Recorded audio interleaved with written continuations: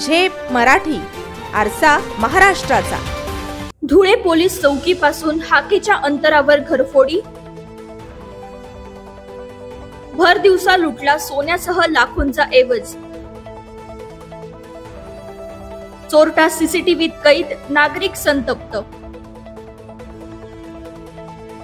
धुळे शहरातील जुन्या भागात भर दिवसात झालेल्या घरफोडीच्या घटनेमुळे नागरिकांमध्ये भीतीचे आणि संतापाचे वातावरण निर्माण झाले आहे।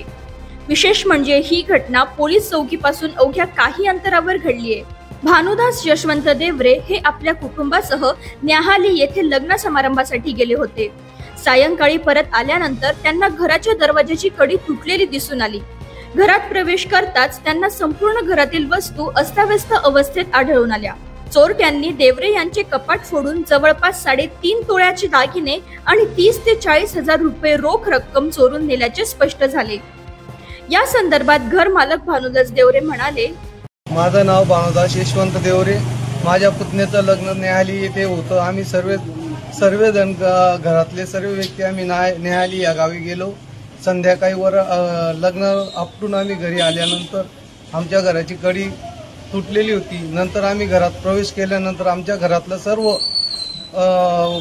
हे कपाटाचे सर्व वस्तू विस्त असं पडलेले होते। तिथं चोरी झाली। आमचे दागिने सर्व हे गेलेले आहेत।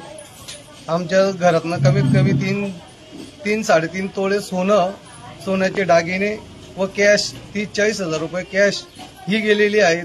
दाट वस्तीतली ही चोरी दुपारीच्या दरम्यान झालेली, पण आम्हाला हे संध्याकाळी आल्यानंतर कळालं। जर असे दिवसाढवळ्या आमच्या जुन्या धुळ्या परिसरात चोरी होत असेल आणि एवढ्या दाट वस्तीत चोरी होत असेल तर मग उपाय काय? लवकरात लवकर डिपार्टमेंट पोलिसांनी आमचे सहकार्य करून या चोरांना सापडण्यात प्रयत्न करावा। घटनेनंतर परिसरातील नागरिकांनी तीव्र संताप व्यक्त केला असून पोलीस चौकीजवळ असतानाही चोरट्यांचा धाडसाने भरलेला वावर हा सुरक्षेच्या दृष्टीने गंभीर बाब असल्याचे त्यांनी सांगितले। सीसीटीव्ही फुटेजमध्ये एक चोरटा कैद झाला असून या प्रकरणाचा पुढील तपास सुरू आहे। अशाच वेगळ्या आणि ताज्या बातम्यांसाठी पाहत रहा झेप मराठी, आरसा महाराष्ट्राचा।